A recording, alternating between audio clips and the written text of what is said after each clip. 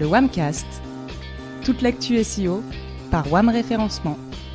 Bonjour à tous et bienvenue dans le WAMcast. Aujourd'hui, dans ce 28e numéro, on va parler vidéo. Et ouais, c'est un sujet qu'on aborde rapidement, parfois pendant nos émissions. Mais aujourd'hui, on va le creuser un petit peu plus. Et pour parler vidéo, à mes côtés, Nicolas Pineau, rédacteur chez WAM et aussi, je crois qu'on peut le dire, notre expert de la vidéo. Oui, c'est un peu ça, Kevin. Merci et bonjour avant tout. Et bienvenue dans une émission que tu as animée d'ailleurs. Tu as animé quelques beaux souvenirs. Oui. Tout à fait. Ça te manque parfois. Je n'étais que ta doublure. J'ai fait ce que j'ai pu pour te remplacer. Tu reviendras un jour, je te le promets. Et surtout, deux nouvelles têtes, deux baptêmes du WAMcast aujourd'hui. Yasmine Moloké, chef de projet SEO. Salut Yasmine. Salut Kevin et bonjour à tous. Et Manon Corbani, également chef de projet SEO. Salut Manon. Bonjour à tous. Ça va mesdames, pas trop stressées, contente d'être là? Très contente. Très contente. Vous avez l'air radieuse, donc ça va bien se passer. Tout va bien se passer, J'ai justement. pas eu autant de compliments, mais bon. Oui, écoute, elle débute. Il faut encourager les gens à venir participer au WAMcast. Et justement, pour ce numéro, tous les trois, vous allez nous donner vos conseils, vos petits tips pour créer et optimiser des vidéos pour le référencement naturel. Et j'imagine qu'on va parler de YouTube aussi. Oui Kevin, on va effectivement en parler. J'ai d'ailleurs quelques chiffres à donner sur cette plateforme. YouTube est le deuxième moteur de recherche en France après Google. On compte environ 50 millions de visiteurs uniques chaque mois et un temps moyen passé très différent en fonction des âges. On remarque que les plus jeunes, les 18-25 ans, passent plus de temps sur YouTube, 50 minutes environ en moyenne par jour, contre 31 minutes par jour pour les 25-49. D'accord. Au total, c'est 39 millions de Français qui regardent des vidéos YouTube. Ils passent en moyenne 23 minutes par jour sur cette plateforme. Pour information, ces chiffres nous viennent du blog du modérateur et de Think with Google. Ouais, on mettra un petit lien en dessous de ce podcast dans l'article. Du coup, pour compléter un peu ce que disait Yasmine, c'est important de noter également qu'avec l'évolution de la SERP, il y a de plus en plus de résultats vidéo qui sont proposés à l'internaute, entre les vidéos en carrousel, l'apparition des chapitres dans les vidéos, suite à une requête précise, et même les formats story qui apparaissent. On se rend bien compte qu'il faut se positionner sur ce format et on le sait, une vidéo qui répond aux attentes de l'internaute est susceptible d'avoir un nombre de vues plus élevé qu'un article classique. D'ailleurs, on en parle dans notre dernier WAMcast sur les tendances SEO 2022. Absolument. Donc voilà, on devrait voir apparaître davantage de vidéos dans les SERP, notamment avec l'arrivée en France des short vidéos et des stories. Voilà, l'usage de la vidéo par les plus jeunes se démocratise. Google commence d'ailleurs à pousser ses résultats par rapport au réseau social TikTok directement dans les moteurs de recherche. Donc c'est important de s'intéresser à ces formats puisque ça peut nous permettre tout simplement de gagner des places en SEO. Mais ça, on en reparlera un peu plus en détail en dernière partie de ce WAMcast. D'accord, Yasmine. Oui, d'ailleurs, pour appuyer ce que dit Manon, j'ai quelques chiffres intéressants à partager. Vas-y. 94% des marketeurs conviennent que les vidéos ont aidé les internautes à mieux comprendre leurs produits ou leurs services. 96% de personnes déclarent regarder des vidéos explicatives pour en savoir plus sur un produit. Et 86% de marketeurs affirment que les vidéos ont été efficaces pour générer des prospects. D'accord. Donc on se rend bien compte quand même là, de l'importance de ce média. Tu l'as annoncé Yasmine, dans un premier temps, on va parler de la création de la vidéo en elle-même. Et pour ça, je me tourne vers toi Nicolas. Dis-nous tout. Mais avec plaisir, c'est vrai que pour commencer, avant de parler référencement, pourquoi pas parler de la création des vidéos en elle-même. Et pour qu'une vidéo ait l'effet escompté, à savoir augmenter sa visibilité, elle doit être réussi. Tout simplement. Évidemment. D'abord parce qu'on est internaute, ce qui veut dire forcément qu'on a de moins en moins de temps d'attention. Et ensuite parce qu'on est des enfants de la télé. C'est pas toi qui me diras le contraire, Kevin. Ah non. Alors, j'appuie tout ce que tu dis. Ça me fait plaisir. Mais où je veux en venir avec cette histoire d'enfants de la télé, c'est juste qu'on est tellement abreuvé de vidéos au quotidien, que ce soit sur nos smartphones, sur nos écrans d'ordi, nos télés, même dans le métro, même dans les vitrines des magasins, on en voit partout. Donc on a tous développé, en fait, sans s'en rendre compte, une exigence vraiment incroyable vis-à-vis de l'image. La technologie aujourd'hui va si loin qu'on remarque très vite une vidéo de mauvaise qualité ou une vidéo où il y a de mauvais interprètes. Et si le but dans une production de vidéo, c'est de se faire remarquer pour favoriser sa visibilité, mieux vaut que ce soit dans le bon sens, car en effet, on peut aussi faire le buzz avec une vidéo en étant la risée du monde entier, et ça, c'est pas l'objectif. Donc pour réussir sa vidéo, on commence par privilégier la qualité. Et qu'est-ce que tu entends concrètement par la qualité? Qu'est-ce qu'il a défini? La qualité d'une vidéo, ça passe par pas mal de paramètres, en effet. Donc si tu veux bien, avant que je me lance dans ces critères, j'aimerais commencer par parler des différents formats de vidéo, parce qu'il en existe plusieurs, et qu'en fonction du format, eh bien, les exigences et les contraintes ne sont pas les mêmes. Écoute, t'es ici chez toi, Nicolas, donc fais comme t'as envie. Du coup, c'est quoi ces formats de vidéo dont tu veux parler? Alors, je ne vais en passer que 5 en revue, vous les connaissez tous ou toutes si on parle des vidéos. La liste est non exhaustive, mais ce sont les plus utilisés. On a le motion design, la pub, le tuto, l'interview et le film d'entreprise. Et pourquoi il faut distinguer ces 5 formats différents-là? Eh bien, parce qu'en termes de création, c'est pas du tout les mêmes compétences ou les mêmes besoins techniques. Si je commence par le motion design, par exemple, c'est un type de vidéo qu'on crée vraiment de toutes pièces. Je veux dire par là que rien n'est filmé, tout est créé numériquement. On n'a pas besoin de caméra. Ici, tout est fait de A à Z depuis un logiciel. C'est purement, et comme son nom l'indique d'ailleurs, de l'animation. Notre bien chère collègue Blandine, qui est graphiste, vous en parlerez bien mieux que moi. Mais le motion design, c'est un format qui peut être construit à partir de différents logiciels de création comme Photoshop et Illustrator, ou directement même à partir d'After Effects, qui permet de faire bouger les créations. Il requiert donc des compétences, ce motion design, en design graphique et en animation. Donc dans un motion design, pas de caméra, pas d'acteur, c'est pourtant bel et bien classé dans la catégorie vidéo, et le moins qu'on puisse dire, c'est que depuis quelques années, eh bien, le motion design, ça cartonne. Ouais. Donc ça, c'est pour le motion design. Ensuite, Nico, d'autres exemples de formats? Oui, je vois poindre ton impatience. Je suis très impatient. Sur les autres formats, je vais être plus concis, simplement parce qu'ils sont plus connus. On a l'interview que tout le monde connaît, tout le monde sait ce que c'est. On a une personne qui intervient face à une caméra. C'est très utilisé en actu dans les reportages, mais aussi pour les marques, parce que c'est un format qui permet de rassurer, de donner des conseils et d'incarner sa marque aussi en mettant un visage sur un nom. Ensuite, on a la pub, là aussi on voit tout ce que c'est parce qu'on en a à notre insu tout le temps partout. Là, le but, c'est de mettre un produit ou un service en avant, donc c'est un spot pub, tout doit être parfaitement mis en scène, la déco est soignée, les interprètes sont professionnels, etc. C'est très exigeant et donc très cher à produire, donc réservé aux marques qui ont un gros budget com. Ensuite, on a le tuto. Lui, c'est le chouchou de nombreuses marques qui permet de répondre aux nombreuses questions des internautes et notamment sur comment faire. Les grandes enseignes de bricolage en ont parfaitement compris l'intérêt et su exploiter le filon. Pour ne citer qu'une marque, je dirais Leroy Merlin, qui enregistre des centaines de milliers de vues sur ses tutos bricolage. Et puis, on peut aussi parler du film d'entreprise qui, lui, s'apparente à un reportage tourné au cœur d'une entreprise. C'est une vidéo en immersion au cœur de la marque. Donc, tu viens de nous détailler ces 5 formats. Tu l'as dit, le motion design doit être fait par un graphiste. Pour les autres formats, comment on s'y prend alors? Je serais tenté de dire faut confier à un professionnel, quoi. Et si on n'en trouve pas ou qu'on ne peut pas avoir recours à un pro, est-ce qu'il n'y a pas moyen de les faire tout seul ces vidéos? Il y a toujours moyen, mais ça risque de se faire au détriment de la qualité. Alors je ne veux pas paraître pessimiste, mais effectivement faire soi-même, c'est un peu l'écueil à éviter quand on n'a pas les compétences. Vouloir le faire soi-même, c'est prendre des risques. Donc aujourd'hui, effectivement, on se dit pourquoi pas, j'ai un smartphone, il y a des optiques vraiment ultra performantes, on peut filmer en 4K, on a une stabilisation, on peut faire du slow motion, enfin, c'est assez bluffant pour un appareil qui coûte 3, 4 ou 800 euros. Ça dépend même certaines chaînes d'infos utilisent des smartphones maintenant pour tout à fait juste, c'est vrai. Mais si je reprends un exemple que je prends souvent, puisqu'à chaque fois les gens me disent t'as un super appareil photo, c'est pour ça que t'as des belles photos, des belles vidéos. En fait non, parce qu'on peut avoir la même Formule 1 que Lewis Hamilton, c'est pas pour autant qu'on va faire les mêmes chronos autour. Ça marche aussi avec les chaussures de Kylian Mbappé, je suis pas sûr qu'on fasse qu'on plante des buts à tous les matchs. Je confirme, je fais 37 secondes de plus que lui au 100 mètres avec les mêmes chaussures. Donc de moi ou de plus? De plus, c'est sûr. Non mais donc ce que je veux dire, c'est que voilà, on a la chance d'avoir des outils merveilleux à portée de main, mais que ces outils, ils ont besoin de compétences pour être pleinement exploités. Un smartphone n'offrira jamais autant d'options techniques qu'une caméra professionnelle. Et puis au-delà des paramètres techniques, il y a beaucoup de savoir-faire à maîtriser dans la vidéo. La maîtrise du smartphone, de l'appareil photo, de la caméra n'est que le premier paramètre. Il y a aussi une notion de lumière, de cadrage, de mise au point. Il faut aussi savoir gérer les acteurs ou les personnes qu'on interviewe. Il y a un paquet de paramètres à considérer. Et puis, j'oubliais presque que, évidemment, dans audiovisuel, il y a visuel, mais il y a aussi et surtout audio. Le son, c'est une part prépondérante d'une vidéo. On a souvent tendance à l'oublier. Mais autant on peut accepter une vidéo un peu floue ou dans une résolution pas extraordinaire. Mais si, par contre, le son est mauvais, c'est très compliqué.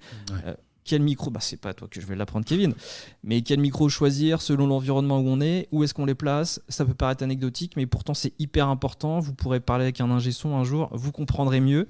Un exemple, si je me mets à parler là, par exemple, voilà, C'est vous un peu entendez plus- moins bien ma voix, c'est très chiant. peu plus compliqué. Pourquoi il fait ça Juste pour dire que voilà, ne serait-ce que parler à côté du micro, on n'a pas la même qualité et du coup, ça se ressent et c'est moins agréable. Donc plein de petits détails qui, comme dirait notre grand chef, je veux dire, le diable se cache dans les détails, donc il faut faire attention à tout. Ouais, effectivement, il y a pas mal de critères techniques à prendre en compte. Donc on en revient en fait à ce que tu disais tout à l'heure, il faut faire appel à des pros pour faire ces vidéos. Ce serait effectivement mon conseil pour avoir des contenus de qualité qui performent et qui favorisent la visibilité. Après, si on est une toute petite entreprise et qu'on veut faire des stories sur les réseaux sociaux, c'est pas forcément nécessaire. Mais si on veut réellement communiquer par le biais de la vidéo, qu'on a une réelle stratégie de communication basée sur la vidéo, alors là, oui, pour moi, il faut confier le projet à un pro de la vidéo. Parce qu'au-delà du tournage et du montage, parce qu'il y a aussi du montage, j'en ai pas parlé, mais le montage c'est un métier, il y a énormément de normes à respecter, de codes. Il pourra, ce professionnel, donner des conseils sur le format le plus adapté aux objectifs de l'entreprise. Il peut aussi vous aiguiller selon le réseau social que vous voulez toucher, vers quel type de vidéo vous tournez. C'est-à-dire, il y a un type de vidéo par réseau ? C'est-à-dire que le ton n'est pas le même d'un réseau social à l'autre, il y a des codes à respecter, il faut donc adapter sa vidéo à son audience pour générer un maximum d'engagement, car on ne vient pas chercher la même chose quand on va sur Twitter que sur LinkedIn ou Instagram. Et là, je sais que ça va te parler, Kevin. Bien sûr. Est-ce que tu peux nous donner des exemples du coup pour être un peu plus concret ? Ouais, sur Twitter, par exemple, on va privilégier des vidéos type Combini avec des interviews d'influenceurs de votre secteur d'activité ou un diaporama des actus du jour. Sur Insta, c'est beaucoup plus promo, donc on va mettre l'accent sur des vidéos genre unboxing de produits ou des tutos pour présenter justement les produits et leurs bienfaits. C'est le type de vidéo qu'on peut réaliser soi-même, ça. Sur LinkedIn, on va mettre en ligne des interviews d'experts, des extraits d'un webinaire ou encore un événement qui a eu lieu dans son entreprise comme un séminaire, un tournoi de sport ou un emménagement dans des nouveaux locaux. Et ces vidéos en question, là, tu les postes où ? Tu les mets sur des plateformes ou alors directement sur les réseaux ? Alors sur les réseaux sociaux, vaut mieux privilégier les vidéos natives. Les vidéos natives, pour celles et ceux à qui ça ne parlerait pas, ça signifie qu'on importe sa vidéo directement sur le réseau social en question. On ne partage pas simplement un lien de la vidéo qui est déjà hébergé sur YouTube, Dailymotion ou encore Vimeo. On importe la vidéo directement sur son Facebook, son Twitter, LinkedIn, Insta, etc. Et qu'est-ce que ça change en fait ? Mais ça change que les algorithmes des réseaux sociaux, ils préfèrent les vidéos natives et pour cause, chaque réseau a pour but de garder ses utilisateurs. Donc pour eux, aucun intérêt à vous voir partir sur YouTube ou autre. L'idée, c'est de vous garder. Les algorithmes donc pénalisent les vidéos externes et réduisent leur visibilité. D'accord, donc on passe directement sur le réseau social en natif comme tu as dit. Ça vaut quand même le coup de poster sur YouTube du coup Ouais. Comme on disait au début, YouTube c'est 50 millions de visiteurs uniques en France, c'est le deuxième moteur de recherche, enfin sa notoriété n'est plus à démontrer, donc on a aussi tout intérêt à créer sa chaîne YouTube et à y poster ses vidéos, en plus de la qualité de la vidéo et du respect du SEO. Mettre une vidéo sur YouTube garantit une super visibilité dans les moteurs de recherche et puis c'est une plateforme gratuite. Et à part YouTube ? Alors, en France, on avait bien notre petit fleuron national avec Dailymotion, mais la plateforme a clairement connu une perte de vitesse, donc pour moi, ce n'est pas incontournable Dailymotion. Par contre, on peut parler de Vimeo, c'est une plateforme très qualitative, moins connue du grand public, plutôt pour un hébergeur, pour les professionnels de l'image, donc ça fait la part belle aux vidéos de vraiment qualité. Et pour les professionnels du marketing, on peut aussi se tourner vers Wistia. C'est clairement orienté expérience utilisateur, ça met l'accent sur la rapidité d'affichage des vidéos. Et parmi ces avantages, on peut aussi citer la possibilité d'ajouter des call to action sur les vidéos, comme c'est le cas sur YouTube. Et Wistia, ça propose aussi des données analytiques très précises qui permettent forcément de mesurer la performance des vidéos. D'accord. Moi, merci Nico pour ce point bien complet. Alors, on a compris que YouTube est incontournable, mais il n'y a pas que la création des vidéos qui compte. Yasmine, je me tourne vers toi. La question, elle est simple. Pourquoi et comment peut-on se lancer sur YouTube ? Est-ce que tu as des petits tips à nous donner pour bien structurer sa chaîne YouTube ? Oui, bien sûr. Déjà, il faut savoir que l'engagement a un impact important sur la visibilité de votre vidéo et donc de votre site. Plus le nombre de partages d'une vidéo est élevé, plus Google en fait va accorder une importance particulière à la page sur laquelle elle est présente. Tout comme votre site internet, il est important de faire une bonne impression et de rassurer en fait vos internautes. Il est donc primordial que votre chaîne YouTube arbore vos couleurs et qu'elle soit personnalisée en fonction de vos objectifs. Elle doit vraiment être le reflet de vos valeurs, de votre professionnalisme, de votre créativité, et doit mettre en avant votre savoir-faire et tous les autres éléments différenciants que vous souhaitez partager aux internautes. D'accord, mais alors, comment faire ressortir là, tout l'ensemble de ces éléments dont tu nous as parlé? C'est très simple, Kevin, ça passe par 2 éléments clés. Du coup, le premier, c'est le branding de votre chaîne. Et justement, qu'est-ce que c'est le branding alors d'une chaîne YouTube? Alors en fait, c'est tout simplement, il s'agit de l'onglet dans lequel vous pouvez configurer le visuel d'une chaîne YouTube grâce notamment à votre image de profil et à votre bannière. Donc, pour votre image de profil, il est important de bien la choisir parce que tout simplement, cette dernière apparaîtra en fait en miniature sur YouTube et sur Google. Donc, il faut bien que les internautes puissent vous identifier rapidement. Ouais. L'image de bannière, quant à elle, sera l'entête de votre chaîne. Elle sera également la parfaite alliée pour mettre en avant toutes sortes d'informations concernant votre site, comme des liens vers vos réseaux sociaux ou d'autres informations concernant directement vos produits, comme des offres promotionnelles, par exemple. Pour rendre cela possible, il vous suffira tout simplement d'associer du texte à votre image. Et du coup, je me permets de rebondir. Il faudra bien faire attention à pas trop surcharger votre bannière, du coup, et à bien respecter les dimensions qui sont recommandées directement par la plateforme YouTube. Donc là, on parle de 2048 par 1152 pixels au format 16/9, avec une taille de fichier à 6 MO max. L'idée, c'est qu'elle soit bien visible sur tous les types d'écran, forcément, et on n'oublie pas le mobile first, Yasmine. Oui, bien évidemment, pas d'inquiétude, Manon. YouTube a tout prévu. Lorsque vous téléchargerez votre bannière, un outil de recadrage vous permettra d'avoir un aperçu de cette dernière en fonction du type d'écran. Donc, télévision, ordinateur, mobile, tablette. Toutes les informations les plus importantes de votre bannière devront être visibles dans la zone de sûreté qui est prise en compte par tous les types d'écrans. Du côté de la structure de votre chaîne, premièrement, on vous conseille d'organiser votre page d'accueil. Donc, tout se trouve dans l'onglet Dispositions. Dans ce menu, vous pourrez donc créer une vidéo de bande-annonce. Elle vous permettra en fait de mieux faire connaître votre marque de façon simple et rapide aux internautes qui ne sont pas encore abonnés à votre chaîne. Pour cette vidéo, on vous conseille de capter l'attention de l'internaute dès les premières secondes et de leur donner des exemples concrets rattachés à vos propos et surtout de leur donner envie de s'abonner. De la même manière que vous organisez votre site grâce à une arborescence, les playlists vous serviront à organiser et à structurer le contenu de votre chaîne. Et est-ce que tu peux nous donner quelques détails sur le fonctionnement de ces fameuses playlists YouTube ? Oui, bien sûr. Donc, la création de playlists est un moyen simple et rapide de structurer le contenu de votre chaîne en fonction de la thématique et des sujets que vous souhaitez aborder. De cette façon, les vidéos que vous aurez regroupées dans cette playlist seront automatiquement soumises à vos visiteurs à la fin du visionnement. Pour vos abonnés, c'est un excellent moyen de trouver les vidéos qui les intéressent et pour vous, c'est une chance de les garder plus longtemps sur votre chaîne. En gros, on peut comparer ça à du maillage interne sur un site, quoi. Oui, c'est tout à fait ça, Kevin. C'est un peu le même principe. Et est-ce que tu peux nous donner un exemple ? Oui, bien sûr. Donc, prenons le cas d'une chaîne YouTube d'un vendeur de salles de bain et de carrelage. Donc, je propose dans mon catalogue des douches et des baignoires. L'idée serait de créer 2 playlists bien distinctes et dédiées à chaque type de produit. Nous aurons donc une playlist dédiée aux baignoires et une autre playlist dédiée aux douches. D'accord. Cette catégorisation peut aller encore plus loin en proposant par exemple une playlist dédiée aux baignoires d'angle ou balnéo par exemple. Attention tout de même à bien vous assurer avant de créer une playlist que vous avez assez de contenu pour alimenter cette dernière. Maintenant que votre chaîne YouTube est aux couleurs de votre marque et que son contenu est thématisé, là on va pouvoir s'intéresser à comment la rendre visible. Alors justement, est-ce que l'un ou l'une d'entre vous peut nous en dire plus sur les bonnes pratiques sémantiques pour bien référencer sa vidéo ? Manon ? Alors oui, tout à fait, Kevin. Comme Google, vous le savez, YouTube est un moteur de recherche.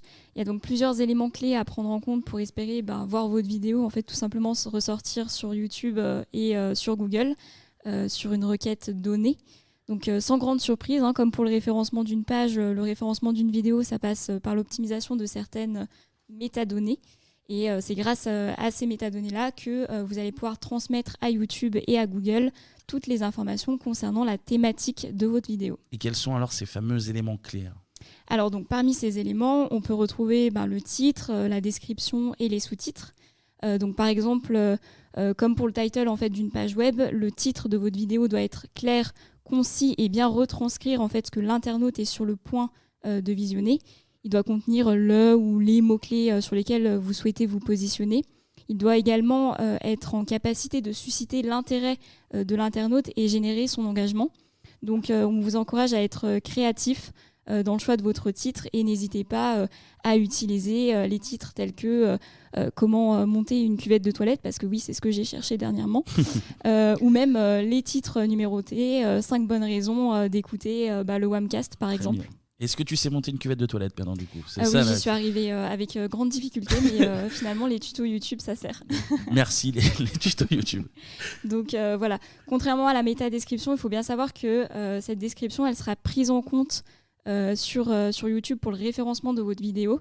Donc effectivement, c'est important de bien la remplir et de bien mettre les éléments importants sur ce sujet-là. Toutefois, ça ne sert à rien de blinder votre description parce que de toute façon, ce sera les 100 premiers mots qui seront lus par le moteur de recherche. Donc, proposez plutôt à l'internaute une description vraiment claire et précise. Oui, effectivement, comme tu le soulignes, Manon, nous vous recommandons d'expliquer très clairement de quoi traite votre vidéo à l'aide de mots-clés. Donc, pensez bien à hiérarchiser les informations que vous souhaitez partager, car même cet emplacement est prévu donc, pour accueillir 1000 mots.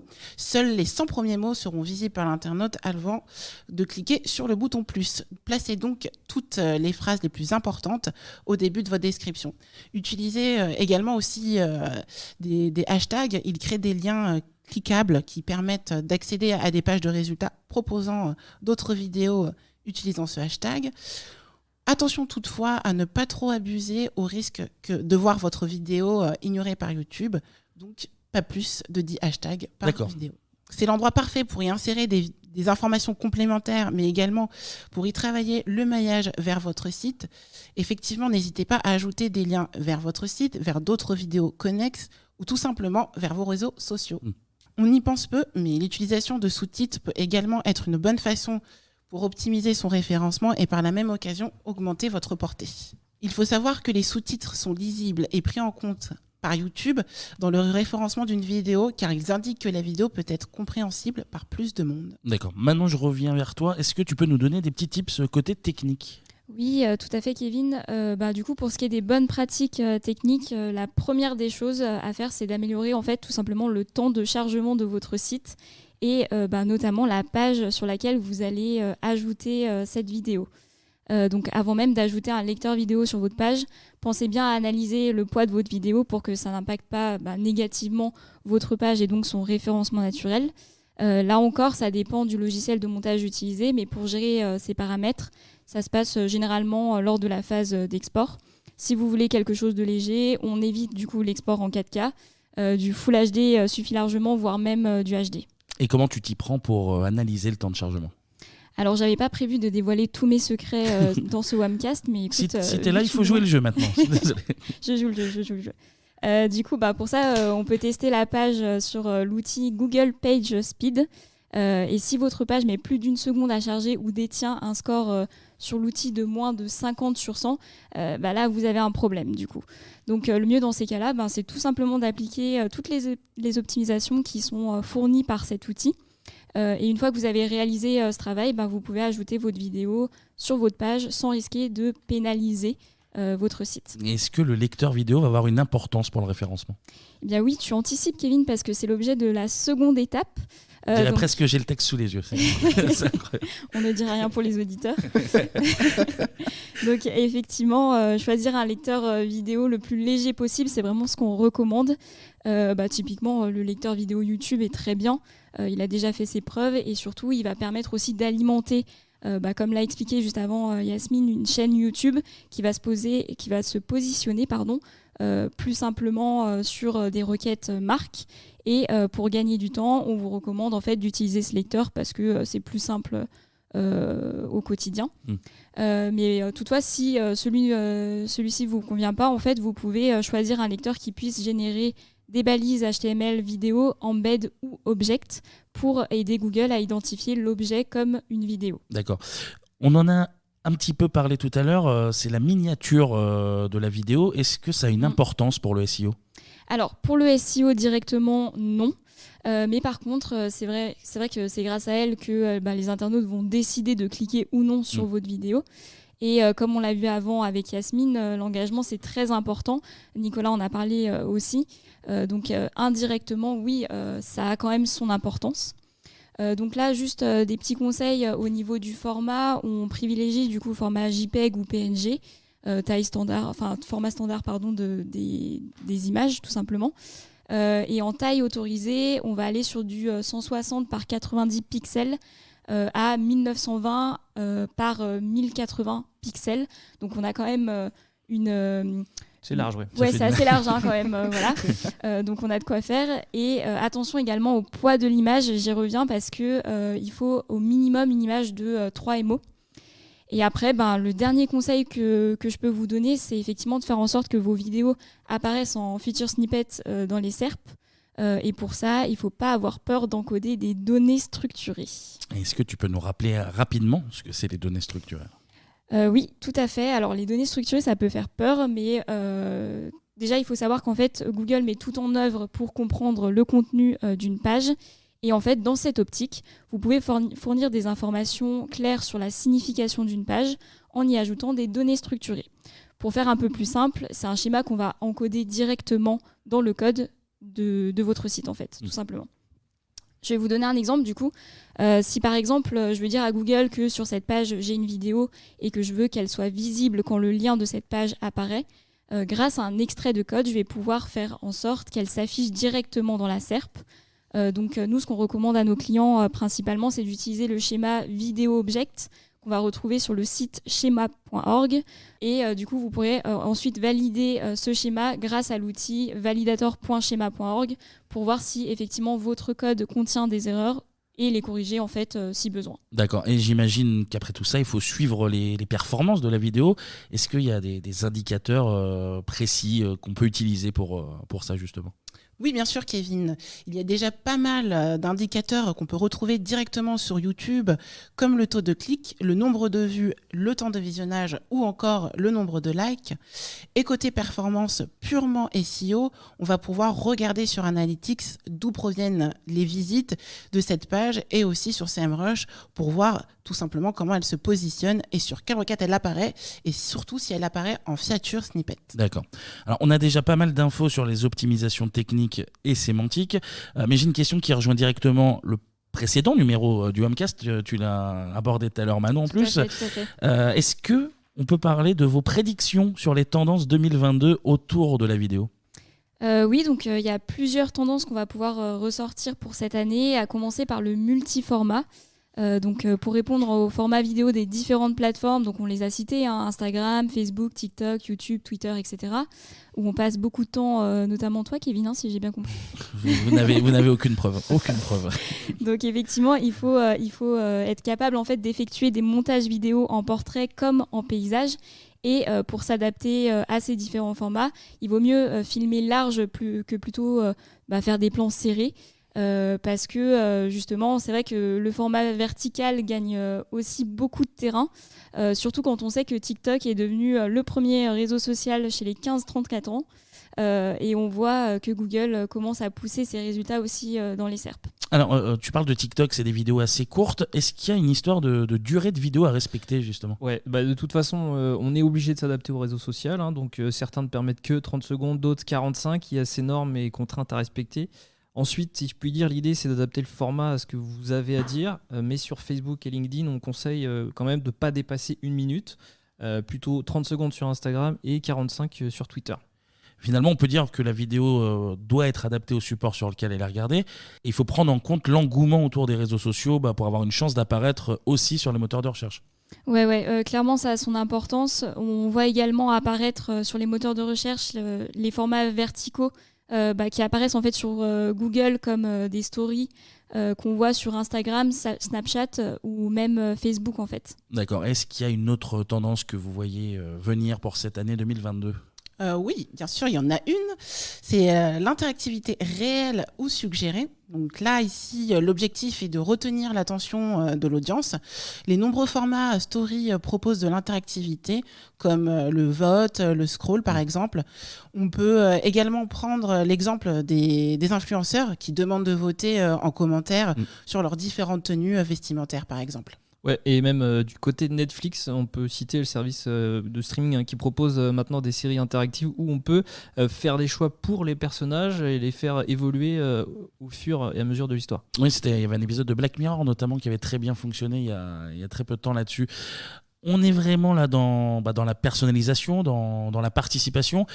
Et que diriez-vous à propos des sous-titres ? Justement, on a un peu abordé le sujet tout à l'heure, les sous-titres qui sont de plus en plus présents sur les vidéos. Donc oui, effectivement, en fait, on remarque qu'il y a beaucoup de vidéos qui sont regardées dans les transports en commun, par exemple.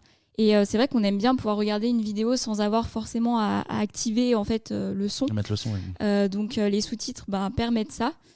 Du coup, on regarde la vidéo sans gêner personne avec le son, sans avoir à mettre d'écouteurs, nous, de notre côté, et en bénéficiant d'autant d'informations que si on n'en avait pas. Donc finalement, c'est tout bénef, quoi. Exactement. Aujourd'hui, une vidéo sans sous-titres a beaucoup moins de chances d'être vue, tout simplement. Pour mettre toutes ces chances de notre côté, il est vraiment primordial qu'elle en ait. Ouais. Et puis si on peut ajouter, faut privilégier des sous-titres qu'on fait soi-même parce que les sous-titres générés automatiquement, c'est pas extraordinaire. Alors certes, ça s'améliore, mais ça peut aussi donner lieu à des sacrés contresens ou des choses qui veulent vraiment rien dire. Il y a un peu de mieux, mais c'est vrai que parfois ça reste un peu limite. Ça peut être rigolo. Mais pour bien faire, faut les faire soi-même ces sous-titres. Alors ça prend du temps. Bon, il y a différentes techniques, mais faut les écrire, les synchroniser. Et ça prend du temps, mais c'est l'assurance que forcément ce sera plus qualitatif et donc d'avoir plus de chances que la vidéo soit vue. D'accord. D'autres choses à rajouter sur les tendances 2022 et sur la vidéo d'une manière plus globale ? Je pense que là, on a cité vraiment 3 grandes tendances, mais l'idée de ce podcast aussi, c'était vraiment d'aller sur un sujet au global. Et on espère que ça donnera naissance aussi à d'autres Whamcast qui vont aller dans d'autres sujets un peu plus précis. On a été très en surface pour l'instant, mais on pourra rentrer plus dans le détail par la suite. Écoutez, les micros vous sont ouverts, donc revenez dès que vous le souhaitez. On est dans la générosité, dans la bienveillance, c'est incroyable. Toujours ici, toujours. En tout cas, merci à tous les 3 pour ce point complet sur la vidéo. On espère chez vous là, que ça vous aura plu également. Pour nous soutenir, n'hésitez pas à mettre 5 étoiles sur Apple ou sur vos applis de podcast d'une manière plus générale. Ça prend juste quelques secondes, ça fait plaisir et puis c'est bien pour le référencement aussi du Whamcast. Vous pouvez retrouver ce podcast et tous les autres sur notre site agence-wham.fr. On est également présent sur les réseaux sociaux, LinkedIn @l'agence Wham et sur Twitter @whamref et @lewhamcast. Et nous, on se retrouve d'ici un gros mois pour un nouveau rendez-vous autour du SEO, de l'édito, des RP et de la data. D'ici là, portez-vous bien. Salut. Salut. Salut.